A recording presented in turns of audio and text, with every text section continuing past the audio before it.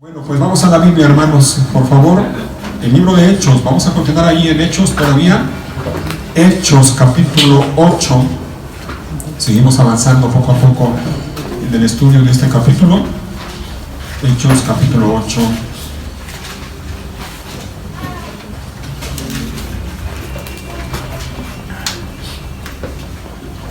Dicen los que saben, y obviamente yo estoy de acuerdo, dicen los que saben, los estudiosos, Hechos es un libro de transición. No es un libro normativo, es decir, no quiere decir que todo lo que vemos aquí en el libro de los Hechos tiene aplicación para nosotros como cristianos el día de hoy, al menos no de manera literal como lo leemos textualmente aquí en Hechos. ¿A qué me refiero?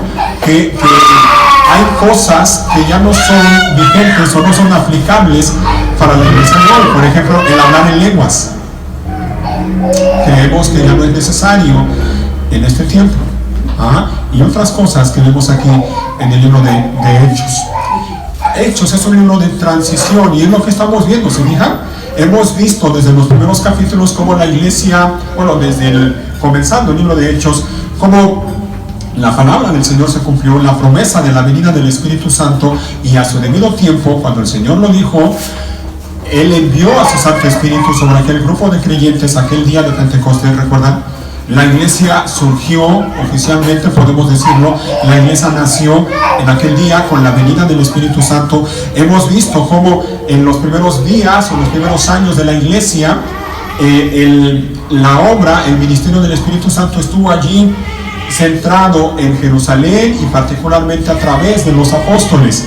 Pero estamos viendo poco a poco cómo se va dando esta transición. Ya en este capítulo 8 ya no vemos únicamente que la palabra se predica en Jerusalén. Ahora vemos que ya el evangelio ha llegado a otros lugares como Samaria o Judea. Ya vemos que otras personas aparte de los apóstoles son usados por Dios también para predicar el evangelio con poder y para que más personas escuchen el mensaje del evangelio. Ya vemos poco a poco, por ejemplo, el ministerio del apóstol Pedro poco a poco va menguando, va disminuyendo, y vamos a ver ya dentro de poco, probablemente en la semana que viene o en 2 semanas, cómo va surgiendo también ya el ministerio del apóstol Pablo. Y vamos a ver el resto del capítulo del libro de Hechos, cómo el autor Lucas se centra en lo que Dios hace por medio de hombres como el apóstol Pablo. Así que Hechos es un libro de transición, en eso estamos. Y hemos visto el ejemplo de algunos hombres en el libro de Hechos, y hoy vamos a ver el ejemplo de algunos otros hombres también. En Hechos capítulo 8, versículo 4. Hechos capítulo 8, versículo 4. Déjenme leer hasta el versículo 8 por el momento, ¿sí? Del 4 al 8. Dice así la palabra de Dios. Así que los creyentes que se esparcieron predicaban la buena noticia acerca de Jesús a donde quiera que iban. ¿Recuerdas? Hace creo que 2 semanas y la semana pasada también veíamos cómo ese día en que mataron a Esteban, dice la Biblia, en este mismo capítulo, si no me equivoco, en los primeros versículos, comenzó una gran ola de persecución en contra de los creyentes. Terrible. Y el enemigo de la iglesia, Satanás, usó en aquellos días a un joven llamado Saulo de Tarso. La semana pasada hablábamos de él. El Señor permitió esto y el Señor llevó a cabo sus planes y sus propósitos con respecto a la iglesia. Dios usó esa persecución para que la mayoría de los creyentes que estaban en Jerusalén salieran de Jerusalén, fueran a diferentes lugares, y dice este versículo que ya leímos, que esos creyentes que se esparcieron predicaban la buena noticia acerca de Jesús a donde quiera que iban. ¿Recuerdas? ¿Te fijas?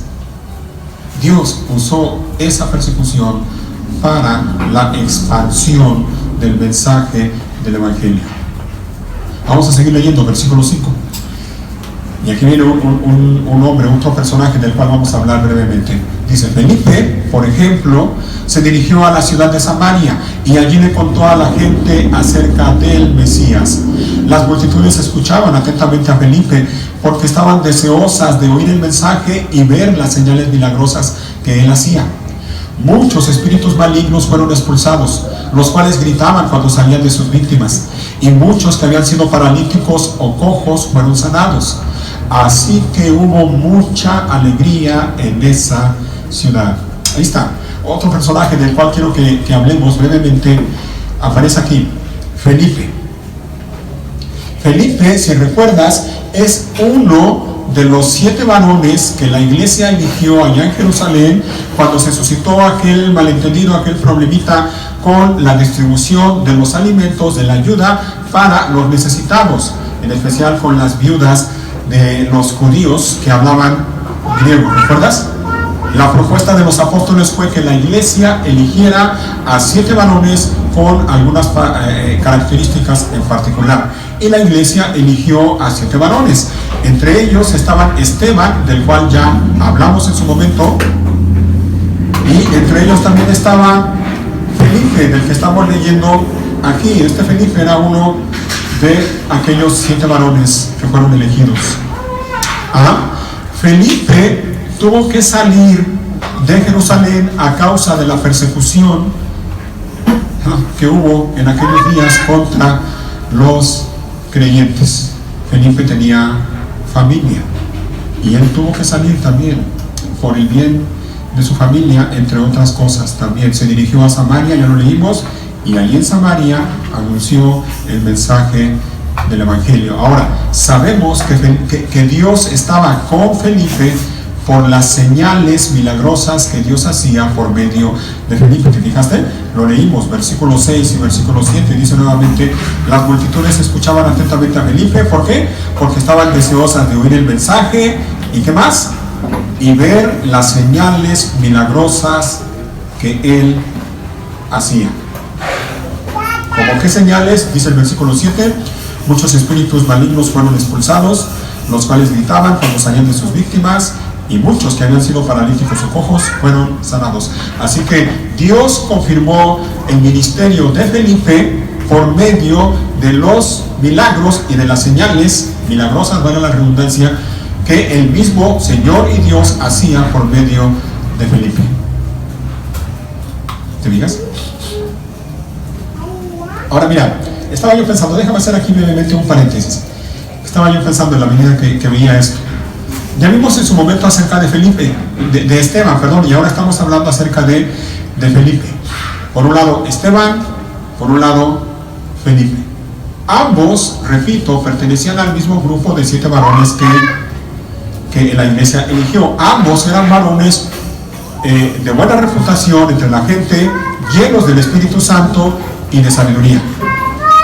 Ambos eran portadores del mismo mensaje, es decir, ambos, tanto Esteban como Felipe, anunciaban el mismo mensaje. ¿Cuál mensaje? La buena noticia acerca de Jesucristo. Ambos, tanto Esteban como Felipe, fueron instrumentos en las manos de Dios para hacer señales y milagros asombrosos. En el caso de Esteban, también dice la Biblia que Esteban era un hombre lleno de la gracia de Dios, y Dios hacía señales y milagros asombrosos por medio de él, por medio de Esteban. En el capítulo 6. ¿Te fijas? Ambos con las mismas características, ambos con el mismo mensaje. En el caso de Felipe, podemos decir que el ministerio de Felipe fue exitoso, porque Felipe se dirigió a Samaria, predicó el mensaje del evangelio, la gente lo escuchó con atención y muchos creyeron en Jesucristo como Señor y Salvador. Mucha gente. Así que podemos decir que el ministerio de Felipe fue exitoso. Pero ¿qué me dices del ministerio de Esteban? ¿Recuerdas cómo terminó Esteban? El mismo mensaje. El mismo mensaje. Y a Esteban lo mataron a causa del mismo mensaje. Pregunta: ¿quién te gustaría ser? ¿Felipe o Esteban?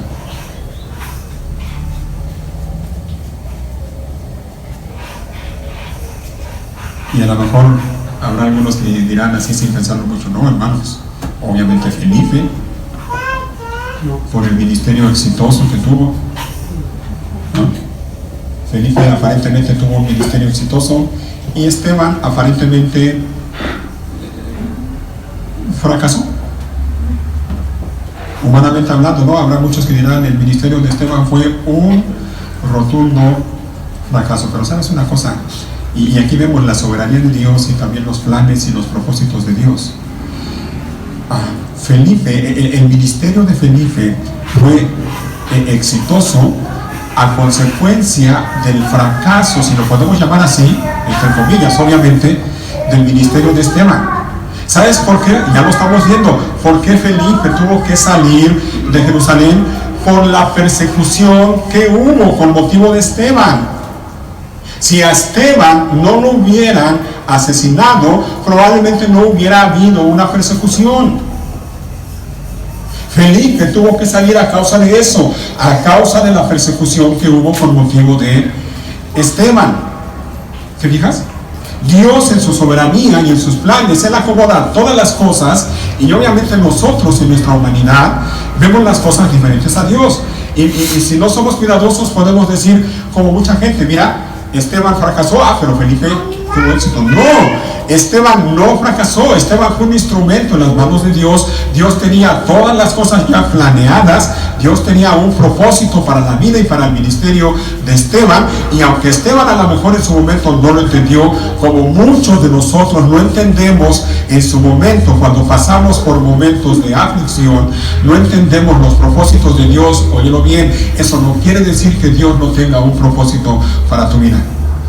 Y aunque tú no veas la bendición, y aunque tú llegues a morir sin ver la bendición para tu vida, esa bendición vendrá para otros probablemente. Así que no te desanimes cuando atravieses por momentos difíciles, por momentos de prueba, de lucha, de aflicción, cuando no ves la salida y te preguntas ¿por qué? ¿Por qué? Es que no entiendo por qué. Probablemente nunca vas a saber por qué, pero Dios sí sabe por qué, y Él tiene un propósito, y lo que estás pasando será de bendición para ti o para otros, pero va a ser de bendición y al final será para la gloria de Dios. Así que ahí está Felipe. Vamos a seguir leyendo y quiero centrarme más, o quiero que nos centremos más en otro personaje. Ya vimos lo que hizo Felipe allí en Samaria y lo que pasó allí en Samaria. Dice el versículo 8, así que hubo mucha alegría en esa ciudad. ¿Y cómo no? ¿Cómo no? Por cierto, eso es una de las consecuencias o de los resultados del mensaje del Evangelio. Aquellas personas que vienen a Cristo en arrepentimiento y fe experimentan el gozo, experimentan la alegría del Espíritu Santo en ellos, a pesar de las circunstancias. Pero continuamos, versículo 9. Un hombre llamado Simón, que por muchos años había sido hechicero allí, asombraba a la gente de Samaria y decía ser alguien importante. ¿Te fijas? Aquí está este otro personaje del cual quiero que hablemos un poco más. Simón, este hombre se llamaba Simón, hechicero, un mago. Dice que había sido hechicero allí en Samaria. Asombraba a la gente de Samaria, dice, y decía ser alguien importante. ¿Te fijas? Este hombre, de hecho, era conocido, era famoso allí en Samaria. Este hombre era podemos decirlo, era una celebridad. La gente lo conocía. Y la gente de Samaria, mucha gente estaba asombrada y estaba maravillada por los hechizos y por los actos de magia que hacía Simón allí en esa ciudad. Así que era hechicero, era mago.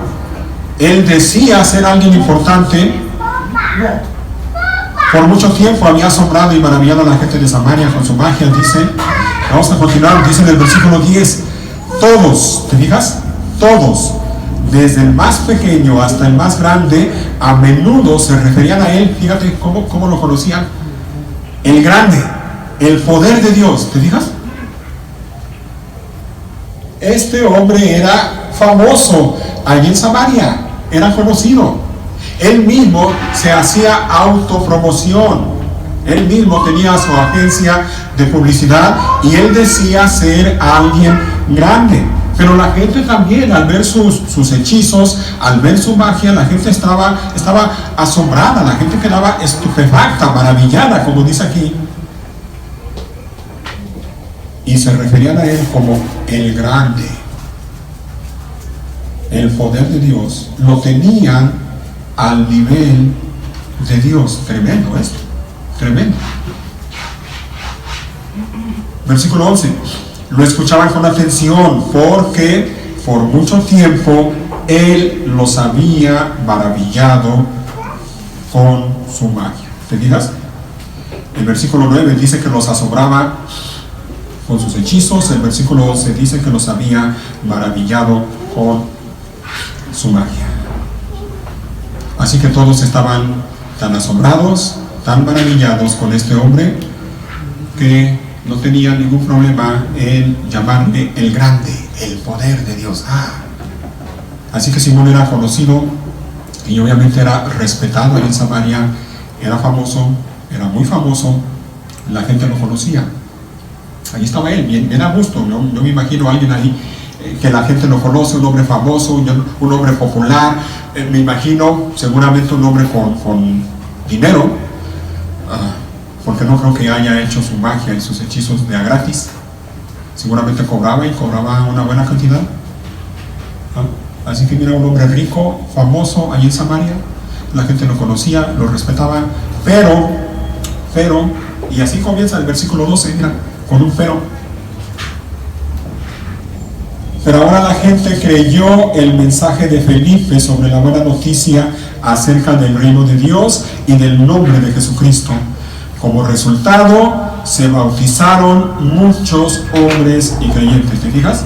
Ahí está la consecuencia, uno de los efectos del mensaje del Evangelio. El mensaje del Evangelio es predicado por Felipe allí en Samaria. La gente lo escuchó, muchos creyeron. Y dice, como resultado, se bautizaron muchos hombres y creyentes. ¿Me digas? Otra vez, otra característica de los que verdaderamente creen en Dios y quieren obedecer a Dios. Aquí la vemos, lo hemos visto a lo largo de Hechos y lo vamos a ver todavía más adelante en el libro de Hechos. Aquellos hombres y mujeres que verdaderamente ponen su fe en Cristo Jesús y vienen a Dios por medio de Cristo en arrepentimiento y fe, ellos no tienen ningún problema en querer obedecer a Dios. Y una de las primeras cosas en las que obedecen a Dios, ¿sabes cuál es? El bautismo. Se bautizan sin problema. Y eso pasó allí en Samaria. Seguimos leyendo, versículo 13. Luego, mira, y aquí vamos ya entrando a lo más importante. Luego el mismo Simón creyó y fue bautizado. El mismo Simón creyó y fue bautizado. Y yo me permito poner esto con signos de interrogación. Pregunta: ¿creyó? Simón creyó. El texto dice eso, ¿no? Textualmente dice así. El mismo Simón creyó, y no solo creyó, dice que también se bautizó. Vuelvo y pregunto, ¿creyó? Parece que sí. Parece. Creyó, fue bautizado, y no solo eso, mira, allí mismo en el versículo 13, después de donde nos quedamos, dice, comenzó a seguir a Felipe a todos los lugares a donde él iba, y estaba asombrado por las señales y los grandes milagros que Felipe hacía. ¿Me digas? Así que mira, este hombre, dice el pasaje, que creyó, fue bautizado, y no solo eso, a partir de ese momento de que fue bautizado, comenzó a seguir a Felipe a todos los lugares a donde él iba.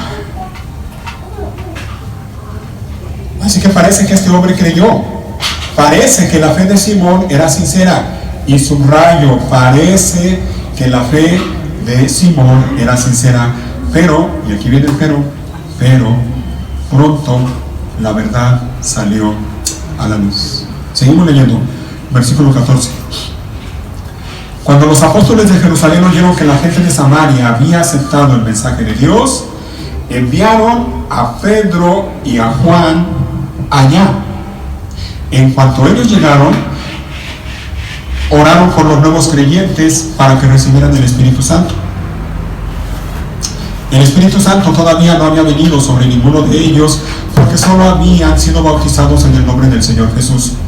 Entonces Pedro y Juan impusieron sus manos sobre esos creyentes y recibieron el Espíritu Santo. Esta es una de las cosas a las que me refería hace rato cuando mencionaba que no todo lo que vemos aquí en el libro de Hechos es normativo. Es decir, ahora en este tiempo ya el Espíritu Santo ya no se impone como lo estamos viendo. Ya no necesitamos imponer las manos sobre alguien para que la persona reciba el Espíritu Santo. No, ahora creemos, porque el Nuevo Testamento así lo enseña, que es por fe únicamente. Cuando la persona se arrepiente y viene a Dios así en arrepentimiento y fe por medio de Cristo Jesús, dice la Biblia que Dios envía, Dios pone en ellos el Espíritu Santo. ¿Ah? Así que ya vimos lo que pasó. Mandaron a llamar a los apóstoles. Bueno, primero le dieron la noticia llegó hasta Jerusalén de lo que estaba pasando en Samaria. El mensaje del Evangelio había sido predicado y muchos habían creído y estaban siendo ya enseñados, discipulados, vaya, en su vida cristiana. Los apóstoles se pusieron de acuerdo y mandaron a Samaria a 2 de ellos, Pedro y Juan. Y vimos ya lo que hicieron. Pero volvemos nuevamente con Simón, versículo 18. Cuando Simón vio que el Espíritu se recibía cuando los apóstoles imponían sus manos sobre la gente, mira qué hizo Simón. Les ofreció dinero, ¿para qué? Para comprar ese poder. Y les dice, versículo 19, déjenme tener este poder también, exclamó, para que cuando yo imponga mis manos sobre las personas, reciban el Espíritu Santo. ¿Te fijas? La verdad salió a la luz tarde o temprano. Lo que había en el corazón de ese hombre Simón, tarde o temprano iba a hacerse evidente. Así que mira, quiero que veamos en estos versículos y en los que vienen también, en realidad, en qué consistía la fe, entre comillas, la fe de Simón. Y quiero que veamos también la realidad de su corazón. Este hombre aparentemente había creído, ¿ah? Pero lo importante, óyelo bien, lo importante no es que una persona diga que cree. Lo importante no es que una persona haga algunas cosas. Lo importante es que su corazón sea transformado, y eso solo Dios puede hacerlo. Una persona con la boca puede decir que cree y puede decirlo las veces que quiera, pero si su corazón no ha sido cambiado, la persona va a seguir igual espiritualmente, va a seguir estando muerta en sus delitos y pecados, y lo que hay en su corazón tarde o temprano va a salir. Cuando Simón vio lo que hacían Pedro y Juan, y sobre todo vio que el Espíritu Santo se transmitía o la gente recibía al Espíritu Santo cuando Pedro y Juan ponían sus manos sobre ellos, Simón quedó asombrado, quedó con la boca abierta, y lo primero que él pensó, lo primero que pronunció es lo que había en su corazón. Este hombre fue con Pedro y con Juan. Y yo me imagino, dice, acabamos de leer, ¿no? Que cuando se bautizó comenzó a seguir a Felipe a todos lados donde iba Felipe. Imagínatelo, ahí pegadito a Felipe. Y de pronto ve a Pedro y a Juan. Y ve que Pedro y Juan imponen las manos sobre la gente, y la gente hace evidente, es evidente en sus vidas que reciben el Espíritu Santo. ¿Cómo? No lo sé, el texto no lo dice. ¿Cómo Simón supo que la gente recibía el Espíritu Santo? No, el texto no lo dice, no lo sabemos. Probablemente, es una probabilidad nada más, que también las personas hablaban en lenguas, en otros idiomas. Puede ser, pero lo cierto es que no lo sabemos. El caso es que Simón se daba cuenta cuando la gente recibía el Espíritu Santo. Cuando vio eso, de alguna manera le dijo a Felipe, con quien había estado pegadito a él hasta ese momento, le dijo: Felipe, ahí te ves. Y entonces va con Pedro y con Juan. A ver, eso me interesa. Oye, eso está bueno, A ver, Pedro, Juan, me gusta ese truco que hacen, ese poder que tienen. Jacobo, ¿cuánto quieren? ¿Cuánto? Salió lo que había en el corazón de Simón. Y mira la respuesta del apóstol Pedro, versículo 20. Pedro le respondió: que tu dinero se destruya junto contigo por pensar que es posible comprar el don de Dios. ¿Te fijas? He ahí lo que había en el corazón. Y no solo esto, pero una de las cosas que había en el corazón de Simón: él pensaba que era posible comprar el don de Dios con dinero. Para él el dinero era muy importante. Y seguramente Simón era uno de los hombres, de esas personas que a todo le fueron impresos. A ver, Jacobo, ¿cuánto? Me gusta, ¿cuánto quieres? ¿Cuánto? Así que mira, veamos la realidad que había en el corazón de Simón y veamos la sinceridad de su fe. ¿Ah? Primero, el apóstol Pedro le dice, versículo 21, tú no tienes parte ni derecho en esto. ¿Te fijas? Tú no tienes parte ni derecho en esto. En otras palabras, ¿sabes lo que Pedro le está diciendo? Tú no eres parte de esto. Tú no eres uno de nosotros. No eres. A lo mejor tú crees que eres, pero no eres. Podrás decir que crees, podrás haberte bautizado, pero no eres. En segundo lugar, ahí mismo en el versículo 21, segunda parte, dice Pedro: tu corazón no es recto delante de Dios. ¿Te fijas? Y por implicación es obvio, si su corazón no era recto, quiere decir que era torcido. Su corazón estaba torcido, su corazón no había sido regenerado por Dios, por la obra del Espíritu Santo. Así que no tienes parte ni derecho en esto, tu corazón no es recto delante de Dios. Ahora mira, bríncate al versículo 23. Porque puedo ver, le dice Pedro a Simón, puedo ver que estás lleno de una profunda envidia. ¿Te fijas? Estás lleno de una profunda envidia.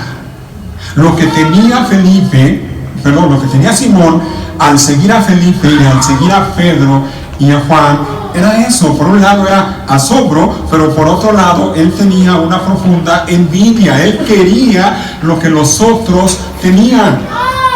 Yo no quiero. Cuidado con la envidia, hermanos.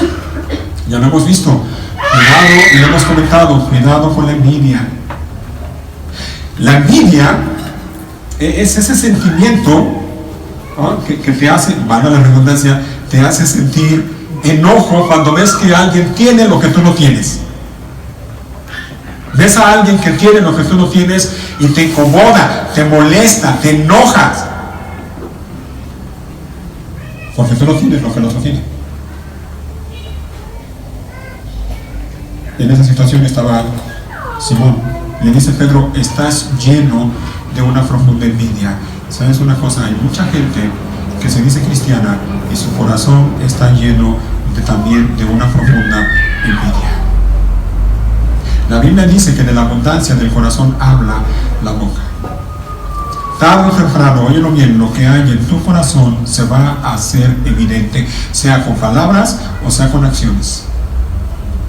Por mucho que tú digas que eres creyente, si tu corazón no ha sido transformado por Dios, tarde o temprano se va a hacer evidente. Pero no es todo lo que le dice Pedro. Al final del versículo 23, la segunda parte, le dice también Pedro: y que el pecado te tiene cautivo. ¿Te fijas? 4 cosas que el apóstol Pedro le hace ver a Simón: no tienes parte ni derecho en esto, tu corazón no es recto delante de Dios, estás lleno de una profunda envidia y el pecado te tiene cautivo. Así que entonces podemos responder a la pregunta que hacía hace un momentito: ¿de veras Simón creyó? No. Y la respuesta es no. Probablemente él era de las muchas personas, lamentablemente, que hay que creen, pero en realidad no creen. Y tristemente hay muchos así, creen, pero en realidad no creen. Probablemente Simón era de las personas que se conforman únicamente con decir, bueno, sí, yo creo en Dios, no, sí, como no, Diosito, dicen algunos, no, Diosito, mi papito lindo. ¿Y sabes qué dice Santiago en su carta? El apóstol Santiago, en su carta, Santiago 2, hablando de la fe muerta, la fe que no tiene obras, dice Santiago, ¿tú crees en Dios? Bien haces. También los demonios creen y tiemblan. ¿Ah? También los demonios creen y tiemblan, y no por eso son salvos, no por eso son creyentes. Así que la fe de Simón no era una fe genuina, no era una fe sincera, era una fe únicamente de dientes para afuera. En medio de esto quiero que veas junto conmigo la gracia de Dios. Siendo Simón como era, cuyo corazón no era recto delante de Dios, que estaba lleno de una profunda envidia, que el pecado lo tenía cautivado, que se atrevió a pensar, a imaginar y a querer comprar el don de Dios, es decir, el Espíritu Santo, con dinero. Con todo eso, ¿sabes qué hizo Dios? Le dio la oportunidad de arrepentirse. Dios le dio la oportunidad de arrepentirse por medio del apóstol Pedro. Mira, versículo 22. No lo habíamos leído, pero mira lo que dice. ¿Qué le dice Pedro a Simón? Arrepiéntete de tu maldad y ora al Señor. Este hombre tuvo la oportunidad de arrepentirse. ¿Qué hubieras hecho tú? ¿Qué hubiera hecho yo?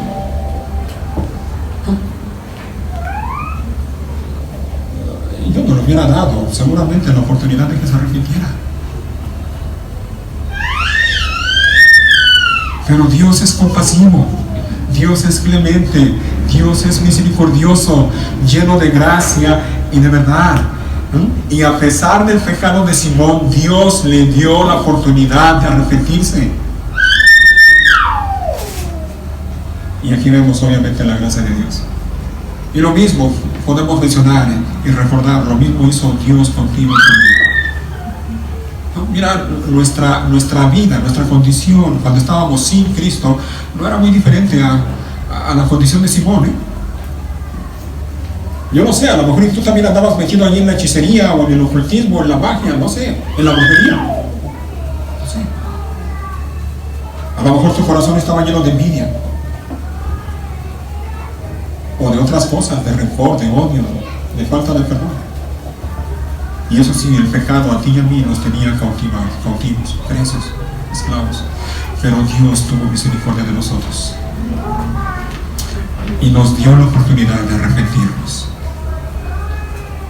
Y nos dio también arrepentimiento sincero, genuino, y una fe también sincera, de modo que lo que pudimos hacer por la gracia de Dios fue acercarnos a Él, venir a Él por medio de Cristo en arrepentimiento y fe. Lo hemos hecho, y esto no por nosotros, es porque Dios nos llevó a hacerlo. Lamentablemente Simón no hizo eso. Mira la lamentable reacción de Simón. Él tuvo la oportunidad de arrepentirse, pero no lo hizo. Mira el versículo 24. Cuando Pedro le había dicho, arrepiéntete de tu maldad y ora al Señor, mira lo que dice este hombre insensato en el versículo 24. Oren al Señor por mí, exclamó Simón. Ahora, hasta aquí sus palabras parecen correctas, ¿no? Parecen adecuadas. Pero no. Mira, en primer lugar, lo que este hombre debió haber hecho cuando Pedro le dijo arrepiéntete, no nada más le dijo arrepiéntete, nuevamente en el versículo 22 le dice arrepiéntete y ora al Señor. Arrepiéntete y ora al Señor. En otras palabras, arrepiéntete y clama al Señor. Este hombre debió haber caído en el suelo, postrado, clamando a Dios, así como David en el Salmo 51, diciéndole, ten piedad de mí, oh Dios. Perdóname. Ten piedad de mí conforme a la multitud de tus misericordias. Contra ti contra ti solo he pecado y he hecho lo malo ante tus ojos. Este hombre debió haber hecho eso, o por lo menos como aquel publicano que estaba en el templo orando, ¿recuerdan? Que solo pudo agachar la cabeza, golpearse el pecho y decir: Dios, sé propicio a mí, pecador. Pero no lo hizo. No lo hizo. No lo hizo porque no estaba arrepentido. No había arrepentimiento en él. Lo único que le interesaba a Simón, aparte del dinero, ¿sabes qué es? Y lo vemos ahí mismo en el versículo 24. Primero dice: oren al Señor por mí, exclamó Simón. Y mira, aquí viene enseguida: que no me sucedan estas cosas terribles que has dicho. ¿Te fijas? Eso es lo que le interesaba a Simón, que no me sucedan estas cosas terribles que han mencionado. A Simón lo único que le preocupaba era escapar del castigo, escapar de la consecuencia de su pecado. Y óyelo bien, eso no es arrepentimiento. Ahí te va. El verdadero arrepentimiento implica dolor, implica pesar, implica tristeza por haber ofendido a Dios. Y cuando alguien lo único que quiere es librarse del castigo o de las consecuencias de su pecado, óyelo bien, no está arrepentido. No hay arrepentimiento.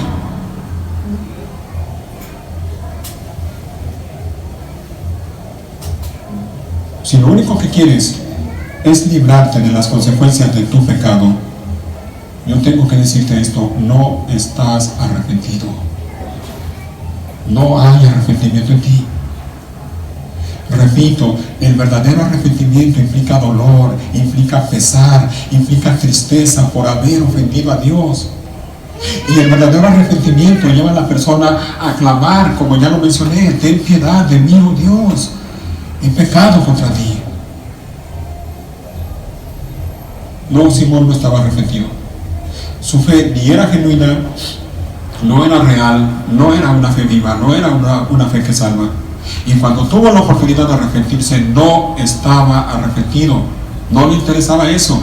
Lo único que le interesaba era escapar de las consecuencias de su pecado.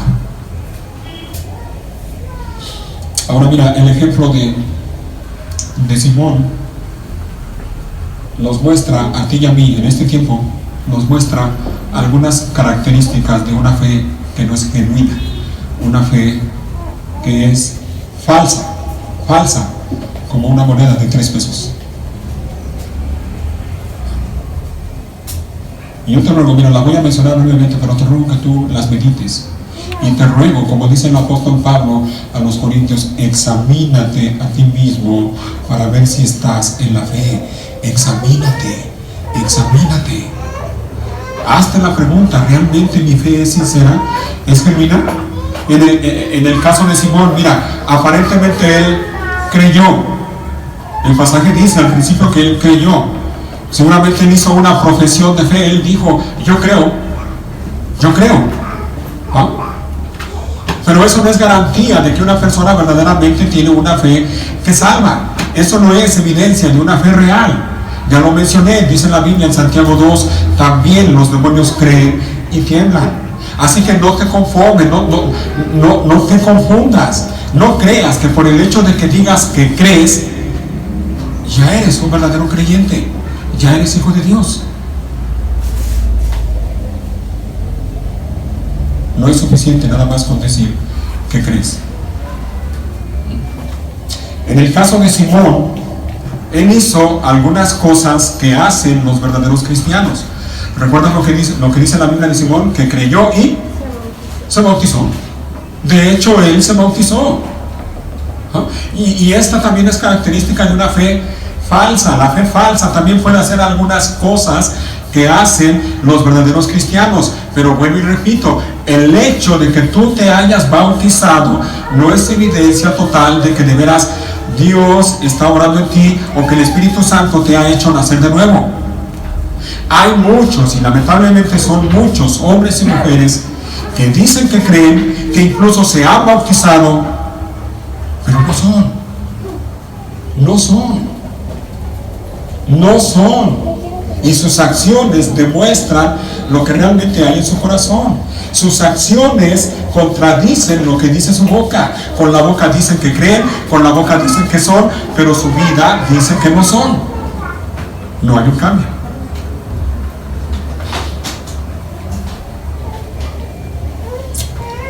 En el caso de Simón, estaba cerca de Felipe. Dice que a partir de ese momento iba a donde quiera que Felipe iba. Ahí estuvo, pegadito con él. Y eso también hacen personas que tienen una fe falsa, personas que se rodean de cristianos verdaderos, personas que tienen amistades de cristianos verdaderos. Pero vuelvo y repito, eso tampoco es evidencia de que alguien ha nacido de nuevo. No creas que porque estás en una iglesia cristiana rodeado o rodeada de cristianos verdaderos, ya por eso tú eres cristiano. No es así. No creas, y esto como padres tenemos que enseñárselo a nuestros hijos, porque es muy común escuchar de hombres y mujeres que dicen: bueno, yo, gracias a Dios, soy cristiano de cuna. Nací en una familia cristiana y por lo tanto yo soy cristiano. No, no es así. No creas que porque tu papá, tu mamá es cristiano o cristiana, tú ya por eso eres cristiano. No es así. No es así. Y haremos bien los que tenemos hijos pequeños o los que tienen hijos pequeños en hacerle ver esto a sus hijos. Tienes que nacer de nuevo. Tienes que arrepentirte. Necesitas a Cristo Jesús como Señor y Salvador.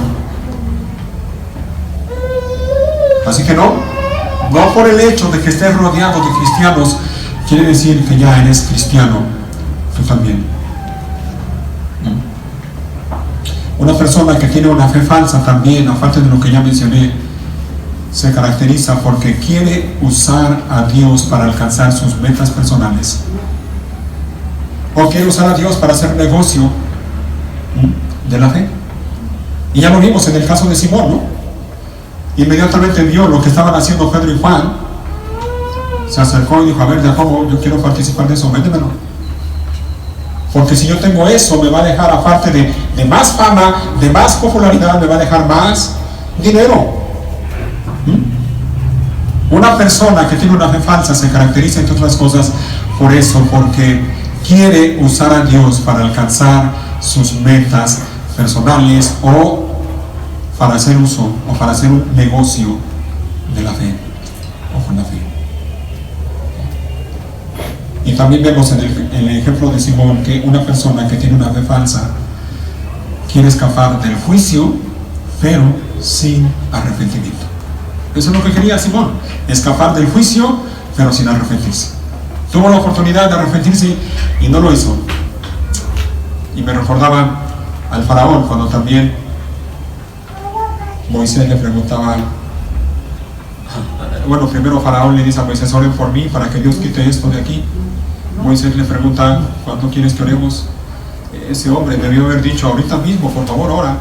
¿Y sabes lo que le dice Faraón a Moisés? Mañana. Ven mañana. Ven mañana. Ven mañana. Cuando Simón tuvo la oportunidad de arrepentirse, hizo algo similar. Le dijo a Pedro y a Juan: oren por mí, ustedes oren por mí, oren. Me he dado cuenta, y esto lo he visto con el tiempo, mucha gente tiene todavía mucha superstición. Mucha gente son supersticiosos y creen que por el solo hecho de que el pastor ore por ellos, automáticamente ya van a ocurrir muchas cosas. Y sabes que, lamento decepcionarte, pero no es así. No.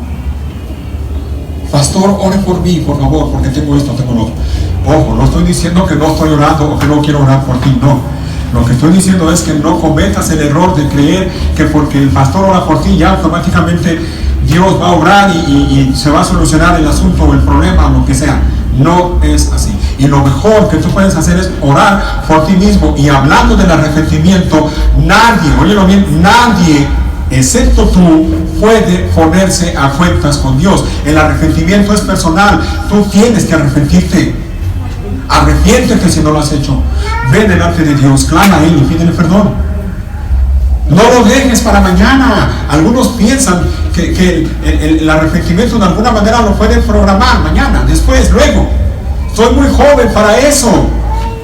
Déjenme disfrutar la vida, dicen muchos. Ya después, dentro de unos cuantos años o décadas, bueno, entonces sí voy a tener tiempo libre y ya me voy a arrepentir. Óyelo bien, el arrepentimiento no lo puedes programar.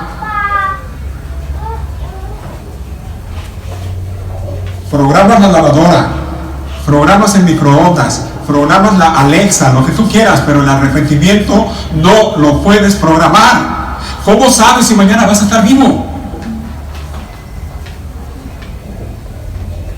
¿Cómo sabes?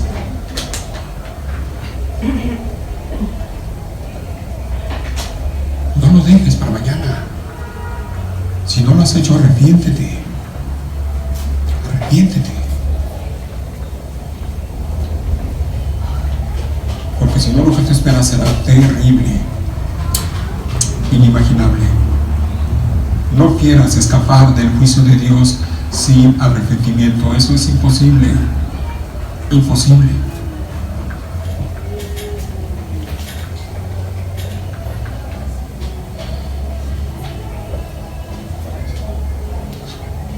Vamos terminando.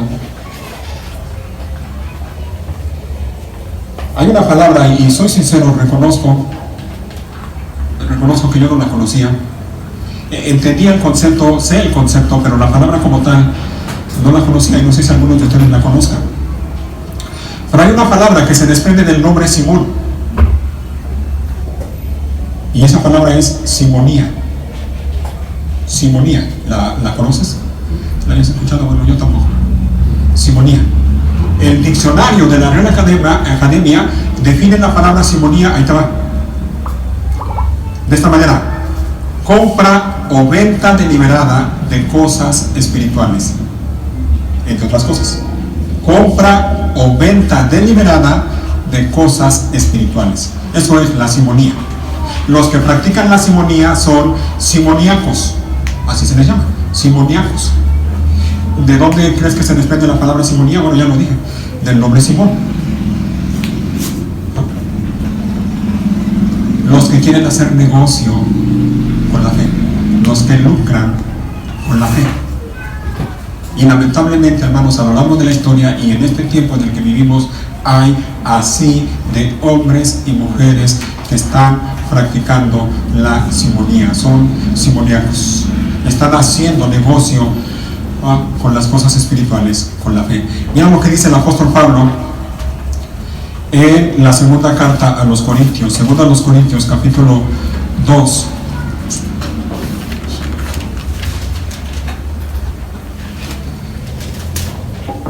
Segunda a los Corintios, capítulo 2, versículo 17.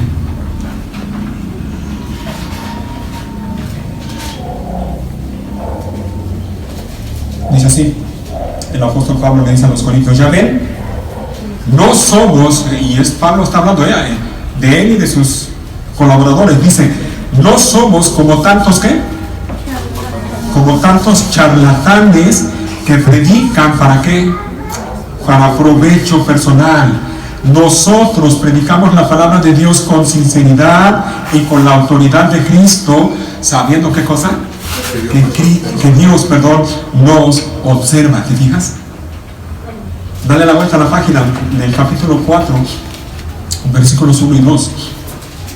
Continúa el apóstol Pablo hablando y dice: por lo tanto, ya que Dios en su misericordia nos ha dado este nuevo camino, no nos damos por vencidos. Y aquí viene, mira, rechazamos todas las acciones vergonzosas, y me permito subrayar eso, acciones vergonzosas y los métodos turbios. No tratamos de engañar a nadie ni de distorsionar la palabra de Dios. Decimos la verdad delante de Dios, y todos los que son sinceros lo saben bien. A estas estas alturas hay muchísimos, lamentablemente, que hacen negocio con la fe, hacen negocio con las cosas espirituales. Hombres y mujeres que lo único que hacen es entretener a la gente, hombres y mujeres que lo único que hacen es asombrar, igual que Simón, asombran a la gente, maravillan a la gente, entretienen a la gente, pero no anuncian el mensaje del Evangelio. Hermanos, lo que la gente necesita hoy, así como en los tiempos del Nuevo Testamento, en el pasaje que hemos leído en Hechos, lo que la gente necesita hoy es el mensaje del Evangelio. Lo que la gente necesita es el mensaje del Evangelio. ¿Cuál es ese mensaje? La buena noticia acerca de Jesús. La buena noticia acerca de Jesús, anunciada, ¿sabes por quién? Por hombres y mujeres creyentes verdaderos, llenos del Espíritu Santo, que lo anuncien, que lo enseñen, que lo prediquen a donde quiera que vayan. A donde quiera que vayan. Esa es tu responsabilidad, esa es mi responsabilidad. Anuncia el Evangelio, predica el Evangelio. Y no sé, puede ser que en tu caso Dios tenga los mismos propósitos o los mismos planes que tenía con Esteban. Puede ser que Dios permita que en tu vida haya sufrimiento, haya aflicción, haya problemas, haya luchas, pero eso Dios quiere usarlo como una oportunidad para que tú hables a otros el mensaje del Evangelio. Lo que la gente necesita es escuchar que en Cristo Jesús hay perdón de pecados y vida eterna. La gente no necesita que la asombren, la gente no necesita que la maravillen, la gente no necesita que la entretengan.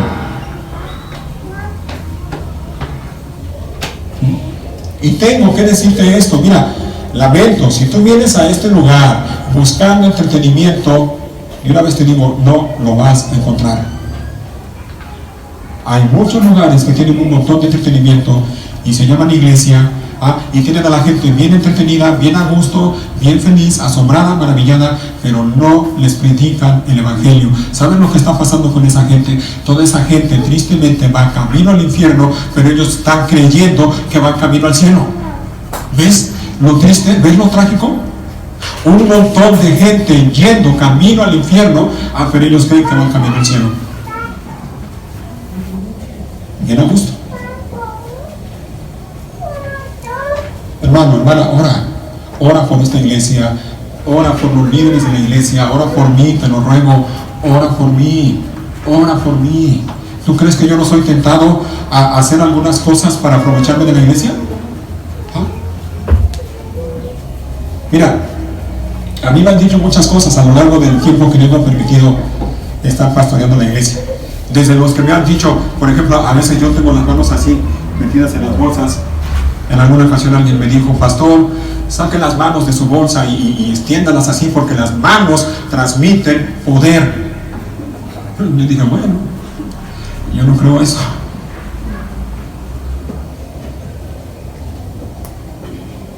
O los que me han dicho, como alguien me dijo no hace mucho, me llamaron por teléfono, pastor, voy a poner una iglesia. ¿No se viene para acá conmigo? No, sí, no lo dijeron. Voy a poner una iglesia. ¿No se viene para acá conmigo? ¿Sabes en qué términos pensaba esta persona? No le puedo llamar hermano porque no lo era. Y creo que no lo es. Estaba pensando en términos de negocio.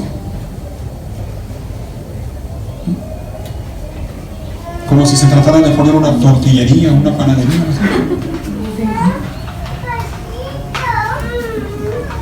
Y la última, y esto me lo dijeron hace ni un año tiene de esto, ¿no? Y la persona me dijo, pastor, mire, no se lo diga a nadie. Pero yo he visto, cuando usted está ahí al frente predicando, yo he visto alrededor de usted unas luces azules dando vueltas alrededor de usted. Así me lo dijeron. Ahora, si yo fuera una de tantas personas, ¿tú crees que yo no hubiera podido usar esas cosas para aprovecharme? Hay oportunidad, hermanos, hay tentación, hay tentación. Ora por la iglesia, ora por mí.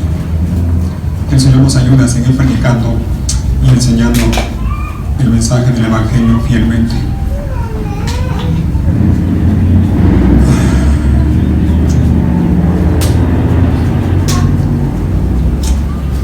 Déjenme mencionar dos cositas más, bueno, algunas cositas y ya, 5 minutos.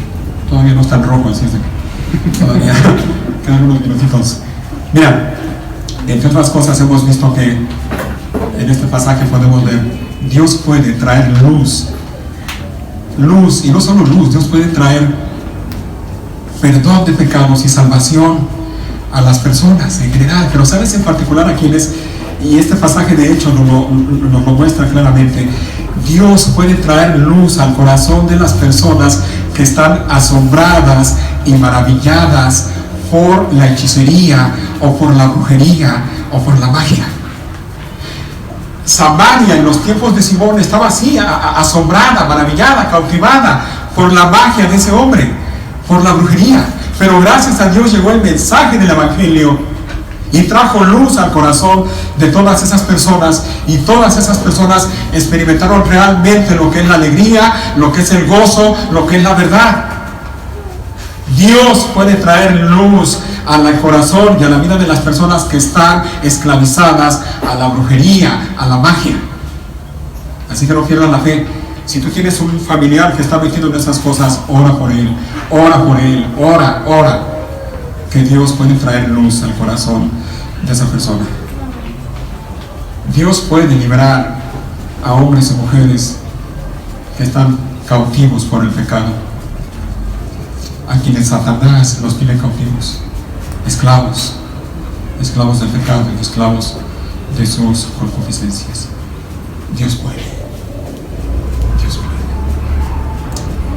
Dios puede usar, ya lo mencioné, pero lo voy a mencionar una vez más. Dios puede usar ese tiempo que tú estás viviendo de aflicción, de lucha, de prueba, de enfermedad, y te puede usar a ti, aún en ese tiempo, como instrumento para que tú le anuncies, le hables a otro acerca de la buena noticia de Cristo Jesús. Dios puede.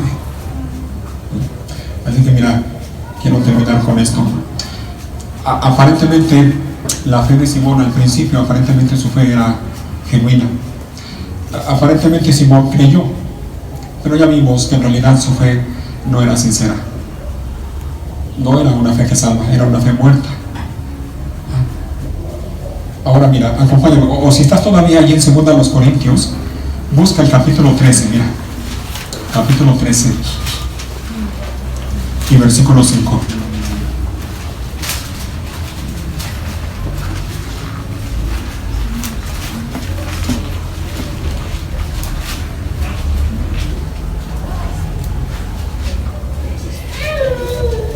Permítame, porque estoy en otro libro y por eso no es el que tenía en mente.